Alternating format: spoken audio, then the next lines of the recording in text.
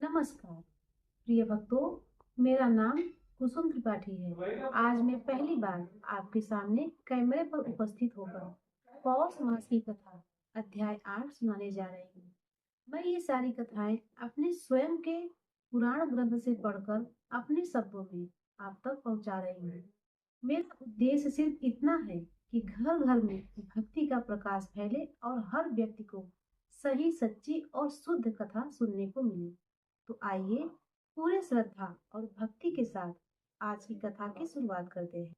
नारद जी ने पूछा, हरि के अंश से उत्पन्न हुए हे महाभाग नारायण, आपकी कृपा से मैंने गणेश जी का सारा शुभ चरित्र सुन लिया है।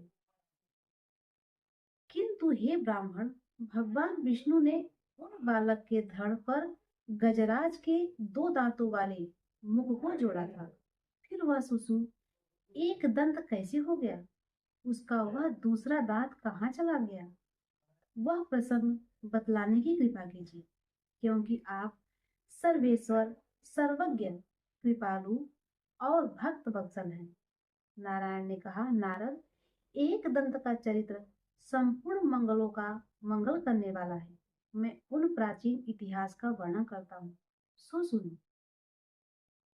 एक समय की बात है, राजा कार्तवीर्य अर्जुन तप करने दत्तात्रेय जी द्वारा दिए गए मंत्र का भक्ति पूर्वक जप करने लगे। मुनिवर जमदग्नि ने देखा कि राजा के कंठ, ओष्ठ और तालु सूख गए हैं। तब उन्होंने प्रेम के साथ आदर पूर्वक कोमल वाणी से राजा का कुशल समाचार पूछा। फिर राजा ने बड़े ही उतावली के साथ सूर्य के समान तेजस्वी मुनि को प्रणाम किया और मुनि के चरणों में पड़े हुए राजा को स्नेह पूर्वक शुभ आशीर्वाद दिया। राजा ने फिर अपने उपवास आदि का सारा वृत्तांत मुनि से कह सुनाया। तब मुनि ने तुरंत ही डरते डरते राजा का निमंत्रण दिया।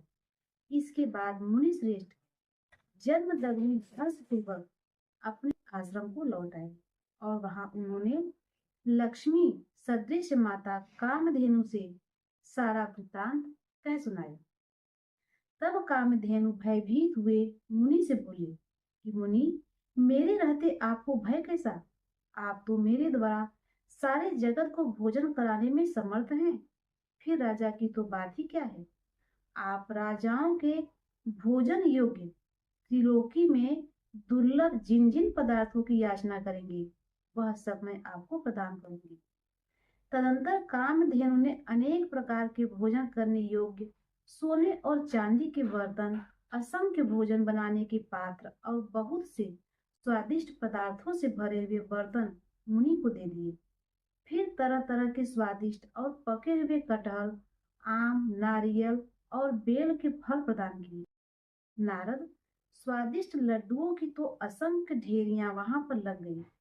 जौ और गेहूं के आटे की बनी हुई पूरियां और तरह तरह के पकवानों का पर्वत और उत्तम उत्तम अन्नों का ढेर लग गया। दूध, दही और घी की नदियां बह चली। शक्कर का ढेर और मोदकों का पहाड़ लग गया। उत्तम धान के चिवड़े का पर्वत का सा ढेर लग गया। फिर कौतूहल बस राजाओं के योग्य पूर्णतया कपूर आदि से सुवासित तांबूल और सुंदर वस्त्र आभूषण प्रदान किए। इस प्रकार सामग्री से संपन्न होकर मुनि ने खेल ही खेल में सेना सहित राजाओं को मनोहर पदार्थ देकर भोजन कराया। तब जो जो वस्तुएं परम दुर्लभ थी, उन्हें भरी पूरी देखकर राजाधिराज कार्तवीर्य को महान आश्चर्य हुआ। फिर उन पर्वतों को देखकर वह कहने लगा। राजा ने कहा, सचिव, जरा पता तो लगाओ कि यह दुर्लभ पदार्थ सहसा कहाँ से आ गया। ये मेरे लिए असाध्य है और बहुत खोजने पर भी नहीं है। मंत्री बोला, महाराज, मैंने मुनि के आश्रम में सब कुछ देख लिया। सुनिए, वहां तो अग्निकुंड, समिधा, पुष्प पुष्प, फल, कृष्ण, मृगचर्म, सुखी, शिष्य समुदाय और सूर्य के तेज के आधार पर पकने वाले अनाज ही आए। वह संपूर्ण संपत्तियों से रहित वहां मैंने यह भी देखा कि सभी लोग जटाधारी हैं और वृक्षों की छाल की एकमात्र उनका वस्त्र है। परंतु आश्रम के भाग में मैंने एक मनोहर कपिला गौ को देखा है। उसके अंग बड़े ही सुंदर हैं। चांदनी सी उसकी कांति है और लाल कमल के समान उसके नेत्र हैं। पूर्णिमा के चंद्रमा सी कांति मती हुआ गौ वहां तेज से उद्दीप्त हो रही थी। वही साक्षात लक्ष्मी जी की तरह तरह संपूर्ण संपत्तियों और गुणों के आधार हैं। मंत्री के कहने पर वह दुर्बुद्धि राजा मुनि से उगी गौ की याचना करने के लिए तत्पर हो गया, क्योंकि वह उस समय सर्वथा लोभ-पाश से बंधा हुआ था। भला पुण्य अथवा उत्तम बुद्धि कर क्या कर सकती है, क्योंकि होनहार ही सब तरह से बली होता है। इस कारण पुण्यवान और बुद्धिमान होकर भी राजा कार्तवीर्य अर्जुन का मन वश में नहीं होता। इसीलिए संत लोग निरंतर कर्म का क्षय हो करते रहते हैं। जगत का धारण पोषण करने वाली बुद्धिदायिनी माया प्रत्येक जन्म में सेवा किए जाने पर संतुष्ट होकर भक्त को वह भक्ति प्रदान करती है। फिर माया से विमुक्त हुए राजा कार्तवीर्य ने यत्न पूर्वक मुनि को अपने पास बुलाया और बड़े ही प्रसन्नता के साथ अंजलि बांधकर भक्ति पूर्वक उनसे विनय पूर्वक वचन से कहने लगा। राजा ने कहा, भक्तों पर अनुग्रह करने के लिए उद्यम रहने वाले हे भगवान, आप तो कल्पतरु के समान हैं। इसीलिए मुझ भक्त को कामना पूर्ण करने वाली इस कामधेनु को भिक्षा रूप में प्रदान कीजिए। हे तपोधन, आप जैसे दाताओं के लिए भारत में कोई वस्तु अधेय नहीं है। और मैंने सुना भी है कि पूर्व काल में दधीची ने देवताओं को अपनी उपस्थिति तक दे डाली थी। हे तपोरस, आप तो भारतवर्ष में लीला पूर्वक भ्रूभंग मात्र से समूह कामधेनु की सृष्टि करने में समर्थ हैं। सुनकर मुनि कहने लगे, राजन, आश्चर्य है, तुम तो उल्टी बात कह रहे हो। अरे मूर्ख और छली नरेश, मैं ब्राह्मण होकर क्षत्रिय को दान कैसे दूंगा?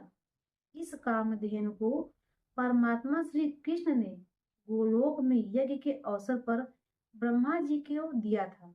अतः प्राणों से बढ़कर प्यारी यह गौ देने योग्य नहीं है। हे राजन, फिर ब्रह्मा जी ने इसे अपने प्रिय पुत्र भृगु को दिया और भृगु ने मुझे दिया। इस प्रकार यह कपिला मेरी पैतृक संपत्ति है। यह कामधेनु गोलोक में उत्पन्न हुई है, इसीलिए त्रिलोकी में दुर्लभ है। तब भला मैं लीला पूर्वक ऐसी कपिला की सृष्टि करने में कैसे समर्थ हो सकता हूँ? न तो मैं हलवाहा हूँ और न ही तुम्हारी सहायता से बुद्धिमान हुआ हूँ। मैं अतिथि को छोड़कर शेष सबको क्षण मात्र में भस्म करने की भी शक्ति रखता हूँ। इसीलिए अभी इसी क्षण अपने घर जाओ और अपने स्त्री पुत्रों को देखो। मुनि के ऐसे वचन सुनकर राजा को क्रोध आ गया। तब वह मुनि को नमस्कार करके सेना के बीच में चला गया। उस समय भाग्य ने उसे बाधित कर दिया था, इसीलिए क्रोध के कारण उसके होठ फड़क रहे थे। उसने सेना के निकट जाकर बलपूर्वक गौ को ले जाने के नौकरों को भेजा।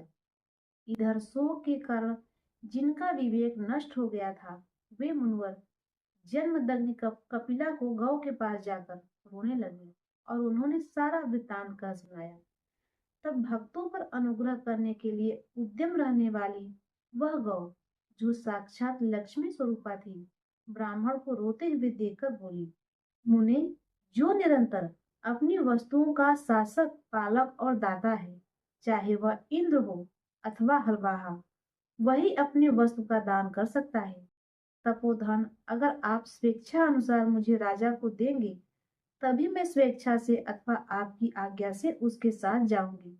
अगर आप नहीं देंगे, तो मैं आपके घर से नहीं जाऊंगी। आप मेरे द्वारा दी गई सेना के सहारे राजा को यहाँ से भगा दीजिए। सर्वज्ञ माया से विमुक्त होकर आप रो क्यों रहे हो? अरे, यह संयोग वियोग तो कालकृत है, आत्मकृत नहीं है। आप मेरे कौन हैं और मैं आपकी कौन हूँ? यह संबंध तो काल द्वारा नियोजित है। जब तक यह संबंध है तभी तक आप मेरे हैं। मन तक जिस वस्तु को केवल अपना मानता है और उस पर अपना अधिकार समझता है, तभी तक उसके वियोग से अर्थात उस व्यक्ति के बिछड़ जाने से दुख होता है। ऐसा कहकर कामधेनु ने सूर्य के समान कांतिमान नाना प्रकार के शस्त्रास्त्रों से युक्त तथा नाना प्रकार के मुख आदि अंगों से करोड़ों करोड़ों खड्गधारी, शूलधारी, धनुर्धारी, दंड शक्ति और गदाधारी सूरवीर निकाल दिए।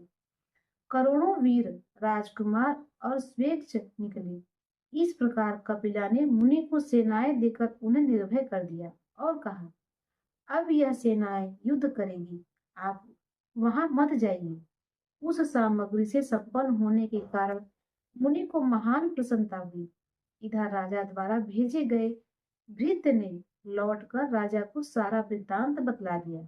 कपिला की सेना का वृत्तांत और अपने वंश की पराजय सुनकर राजा कार्तवीर्य अर्जुन ने मुनि के पास दूत भेजकर यह कहलवाया कि मुनि श्रेष्ठ, युद्ध कीजिए अथवा मुझ अतिथि और भृत्य को मेरे वांछित गौ दीजिए। भली भांति विचार करके जो उचित हो, जो आपको सही लगे, वही कीजिए। दूत की यह बात सुनकर मुनिवर जन्मदग्नि ठहाका मारकर हंस पड़े और जो हितकारी नीति के सार तत्व था वह सब दूत से कहने लगे। मुनि ने कहा, दूत, राजा को आहार रहित देकर ही मैं उसे अपने घर ले आया और यथोचित रूप से शक्ति के अनुसार अनेक प्रकार के व्यंजन भोजन कराए। अब वह राजा मेरी प्राणों से प्यारी कपिला को बलपूर्वक मांग रहा है। मैं उसे देने में सर्वथा असमर्थ हूँ, इसीलिए युद्ध दान दूंगा, यही निश्चय है। मुनि का यह वचन सुनकर दूत लौट गया और सभा के मध्य भाग में भय के कारण कवच धारण करके बैठे हुए राजा से सारा वृत्तांत का सुनाया। इधर मुनि ने कपिला गौ से कहा कि इस समय मैं क्या करूं, क्योंकि जैसे कर्णधार के बिना नौका नियंत्रित रहती है, वही दशा मेरे बिना इस सेना की हो रही है। तब कपिला ने मुनि को अनेक प्रकार के शस्त्र युद्ध शास्त्र की शिक्षा और उसके उपयोग में आने वाले संसाधन आदि का ज्ञान प्रदान करते हुए कहा, विप्रवर, आपकी जय हो। आप युद्ध में निश्चय ही शत्रु को जीत लेंगे और यह भी ध्रुव है कि अमोघ दिव्य अस्त्र के बिना आपकी मृत्यु नहीं होगी। आप ब्राह्मण हैं, इसलिए आपका दत्तात्रेय जी के शिष्य और अमोघ शस्त्रधारी राजा के साथ युद्ध होना युक्त नहीं है। हे ब्राह्मण, ऐसा कहकर मनस्वी कपिला मौन हो गई। तब मनस्वी मुनि ने सेना को सुसज्जित किया और उस सारी सेना को साथ लेकर युद्ध स्थल को प्रस्थान किया। उधर राजा भी युद्ध के लिए आ डटा। उसने मुनिवर जन्मदग्नि को प्रणाम किया। फिर दोनों सेनाओं में अत्यंत दुष्कर युद्ध होने लगा। उस युद्ध में कपिला की सेना ने बलपूर्वक राजा की सारी सेना को जीत लिया और खेल ही खेल में राजा के विचित्र रथ को भी चूर चूर कर डाला। फिर हंसते हंसते राजा के कवच और धनुष को भी छिन्न भिन्न कर डाला। इस प्रकार राजा कार्तवीर्य अर्जुन शस्त्रहीन हो गया। तब कृपा सागर मुनिवर जन्मदग्नि ने देखा कि मेरा अतिथि बना हुआ राजराजेश्वर कार्तवीर्य मूर्छित हो गया है। तब कृपा पराशर होकर उन्होंने उस सेना को लौटा दिया। फिर तो वह कृत्रिम सेना जाकर कपिला के शरीर में ही विलीन हो गई। उसके बाद कृपालु मुनि ने शीघ्र ही राजा को अपने चरण धूलि देकर तुम्हारी जय हो ऐसा शुभ आशीर्वाद दिया और अपने कमंडल से जल के छींटे देकर उसे होश दिलाया। होश में आने पर वह राजा फिर से युद्ध भूमि में खड़ा हो गया और भक्ति पूर्वक हाथ जोड़कर उसने मुनिवर को सिर झुकाकर प्रणाम किया। तब मुनि ने राजा को शुभाशीष देकर हृदय से लगा लिया और पुनः उसे स्नान कराकर यत्न पूर्वक भोजन कराया, क्योंकि ब्राह्मणों का हृदय सदा मक्खन के समान कोमल हुआ करता है, परंतु दूसरों का हृदय सदा छुरे की धार के समान तेज, असाध्य और दारुण होता है। उसके बाद मुनिवर ने राजा से कहा, राजन, अब तुम अपने घर को लौट जाओ। राजा कहने लगा, महाबाहु, युद्ध कीजिए या फिर मेरी अभिष्ट गौ मुझे समर्पित कर दीजिए। राजा अब भी अपनी जिद पर अड़ा रहा। नारायण मुनि कहते हैं, नारद, राजा के कवच को सुनकर मुनिवर ने श्री हरि का ध्यान करके जो हितकर सत्य और नीति का सार रूप था, ऐसा वचन कहना आरंभ कर दिया। मुनि ने कहा, महाभाग, धर्म के सुरक्षित रहने पर सारी संपत्तियां सदा स्थिर रूप से निवास करती हैं। यह पूर्णतया निश्चय है। राजन, तुम्हें भोजन से वंचित देखकर ही मैं अपने घर लाया और विधि पूर्वक यथाशक्ति तुम्हारा आदर सत्कार किया। इस समय तुम्हें मूर्छित देखकर मैंने चरण धूलि और शुभ आशीर्वाद दिया, जिससे तुम्हारी मूर्छा दूर हो गई है। इसीलिए तुम्हारा अब ऐसा करना बिल्कुल उचित नहीं है। उस वचन को सुनकर राजा ने मुनिवर को प्रणाम किया और एक दूसरे रथ पर सवार होकर युद्ध कीजिए ऐसा ललकारा। तब मुनि भी कवच धारण करके उससे युद्ध करने के लिए तत्पर हो गए। क्रोध के कारण राजा की बुद्धि मारी गई थी, इसीलिए वह मुनि के साथ जूझने लगा। मुनि ने कपिला द्वारा दी गई शक्ति और शस्त्र से बल से राजा को शस्त्रहीन करके मूर्छित कर दिया। तब कमल लोचन राजा कार्तवीर्य अर्जुन ने मुनि पर आग्नेय अस्त्र फेंका। तब मुनि ने वारुण अस्त्र से उसे शांत कर दिया। फिर राजा ने रणभूमि में मुनि के ऊपर वज्र अस्त्र फेंका। तब मुनि ने लीला पूर्वक वाय अस्त्र द्वारा उसे शांत कर दिया। इस प्रकार एक दूसरे से वे दोनों डटकर युद्ध करने लगे। फिर युद्ध के मैदान में हंसते हुए मुनि ने खेल ही खेल में नागास्त्र द्वारा राजा के सभी मंत्रियों को बांधकर कैद कर लिया। फिर लीला पूर्वक उत्तम मंत्र का प्रयोग करके उस राजा को जगाया और उन बंधे हुए सभी मंत्रियों को उसे दिखाया। राजा को दिखाकर मुनि ने तत्काल उन्हें बंधक मुक्त कर दिया और राजा को आशीर्वाद देकर फिर कहा कि राजन, अपने घर जाओ। परंतु राजा को तो क्रोध में भरा हुआ था, उसकी बुद्धि मारी गई थी। उसने उठकर त्रिशूल उठा लिया और यत्न पूर्वक उसे मुनिवर जगदग्नि पर चला दिया। तब मुनि ने उस पर शक्ति से प्रहार किया। इसी बीच युद्ध स्थल में ब्रह्मा जी ने आकर उत्तम नीति द्वारा उन दोनों में परस्पर प्रेम स्थापित कर दिया। तब मुनि ने संतुष्ट होकर रण क्षेत्र में ब्रह्मा जी के चरणों में दृष्टिपात किया। राजा ब्रह्मा तथा मुनि को नमस्कार करके अपने घर को चला गया। फिर ब्रह्मा जी और मुनि ने भी अपने अपने स्थान को प्रस्थान किया। इस प्रकार इसका वर्णन तो कर दिया, अब आगे तुमसे कुछ और कहूंगा। नारायण मुनि ने देवर्षि नारद को जो कुछ भी बताया उसका वर्णन आप अगले अध्याय में जरूर सुनिएगा। प्रिय भक्तों, अब आइए सुनते हैं सूर्य भगवान का चालीसा का पाठ। श्री रवि हरत हो घोर तम, अगणित किरण पसारि, बंदन करु तब चरण में, अर्घ देव जगधारि। सकल सृष्टि के स्वामी हो, सचराचर के नाथ, निस दिन होत तुमसे ही, होवत संध्या प्रभात। जय भगवान सूर्य तमहारी, जय खगेश दिनकर शुभकारी। तुम हो सृष्टि के नेत्र स्वरूपा, त्रिगुणधार त्रिवेद स्वरूपा। तुम ही करता पालक संहारक, भुवन चतुर्दश के संचालक। सुंदर वदन चतुर्भुजधारी, रश्मि रथी तुम गगन बहारी। चक्र शंख और श्वेत कमल धर, वर मुद्रा शोभत चौथे वर। शीश मुकुट कुंडल गलमाला, चारु तिलक तव भाल विशाला। सप्त अस्वरथ अति द्रुतगामी, अरुण सारथी गति अभिरामी। रक्त वर्ण आभूषण धारी, अति प्रीतो हो लाल पदारथ। सर्वातक तुम्हें ऋग्वेद कहे, मित्र कहे तुमको सब वेद कहे। पंचदेवमय पूजे जाते, मन वांछित फल साधक पाते। द्वादश नाम जाप उद्धारक, रोग शोक और कष्ट निवारक। माँ कुंती तब ध्यान लगायो, दान वीर सूत कर्ण सो पायो। राजा युधिष्ठिर तब जस पा गायो, अक्षत पात्र वन में पायो। शस्त्र त्याग अर्जुन अकुलाने, वन आदित्य हृदय सो पायो। विंध्याचल तब मार्ग में आयो, हाहाकार तिमिर में छायो। मुनि अगस्त गिरि गर्भ मिटायो, निज तब बल से विंध्य नवायो। मुनि अगस्त तब महिमा गाई, सुमिर भय विजय रघुराई।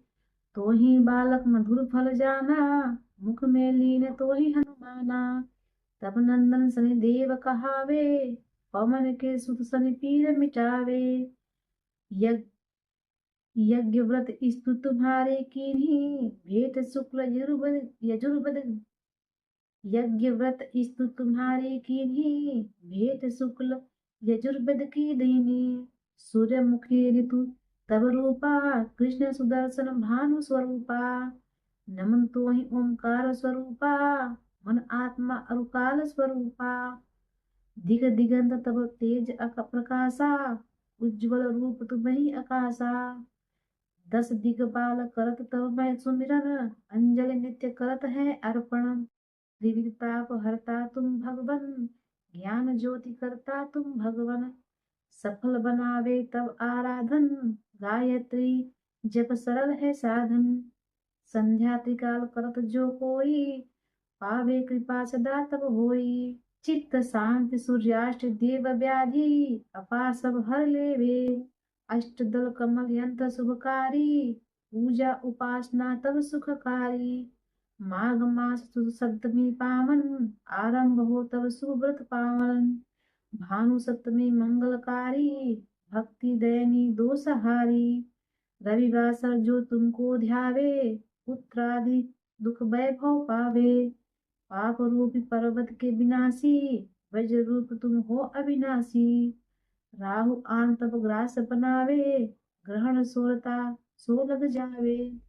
धर्म दान तब करते साधक, मिटते विघ्न तब कृपा कीजे। दीर्घ आयु बल बुद्धि दीजे, सूर्य उपासन कर नित ध्यावे। कुष्ठ रोग से मुक्ति पावे, दक्षिण दिशा तोरी गति जावे। दक्षिणायन वो ही कहलावे, उत्तर मार्गी तोरे रथ होवे। उत्तरायण तब वो कहलावे। मन वचन कर्म को पावन संयम, करता भली आराधन। भरत दास चिंतन करत कर, दिन कर तब ध्यान रखियो। कृपा इस भक्त पे तुम्हारी सूर्य भगवान।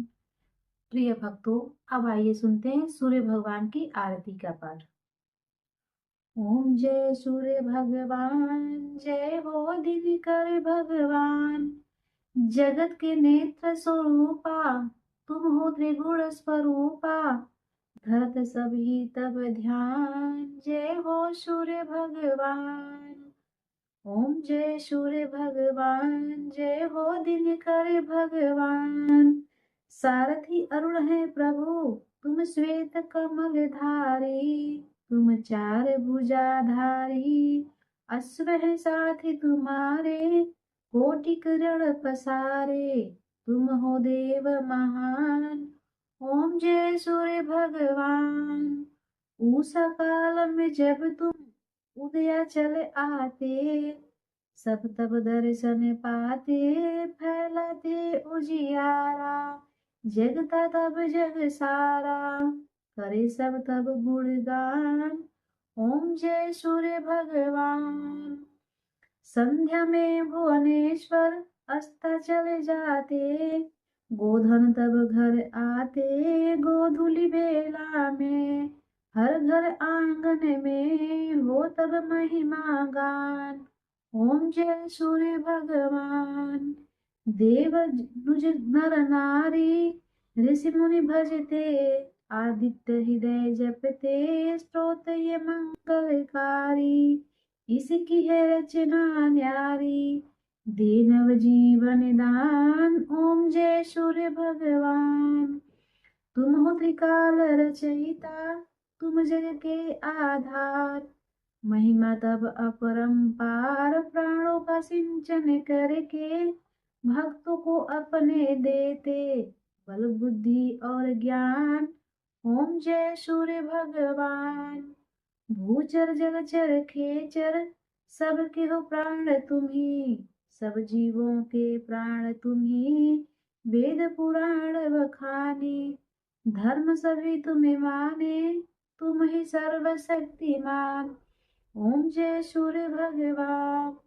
पूजन करती दिशाएं, पूजे दस दिक्पाल, भुवन के प्रतिपाल, ऋत में तुम्हारी दासी, तुम शाश्वत अविनाशी, शुभकारी अंशुमान। ओम जय सूर्य भगवान। ओम जय सूर्य भगवान, जय हो दिनकर भगवान। जगत के नेत्र स्वरूपा, तुम हो त्रिगुण स्वरूपा, धरत ही सब ध्यान। ओम जय सूर्य भगवान। तो प्रिय भक्तों, यह थी आज की पौष मास की अध्याय 8 की कथा, जिसे मैंने अपने पुराण ग्रंथ से पढ़कर आप सभी तक पहुंचाया है। यदि आपको यह कथा अच्छी लगी हो तो कृपया वीडियो को लाइक करें, चैनल को सब्सक्राइब करें और अपनी श्रद्धा के साथ कमेंट में जरूर लिखें। आपके सहयोग और आशीर्वाद से मैं आगे भी सभी मासिक व्रत कथा और धार्मिक कथाएं आपके लिए स्वयं पढ़कर सुनाऊंगी। भगवान आप सभी पर अपनी कृपा दृष्टि बनाए रखिएगा। मिलते हैं अगले वीडियो में, तब तक के लिए